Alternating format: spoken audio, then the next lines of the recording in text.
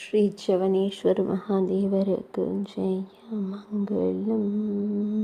84 சிவலிங்கங்களில் 30ஆம் சிவலிங்கமாய் விளங்குவதற்கு சுபமங்களம். இந்திரா நகர் பகுதியில் ஆலயம் கொண்டருள்வதற்கு சுபமங்களம்.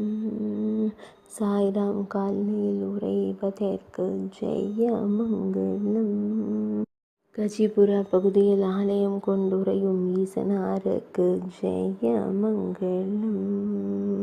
உஜ்ஜைன் மாவட்டத்தில் ஆலயம் கொண்டருள்வதற்கு சுபமங்களம்.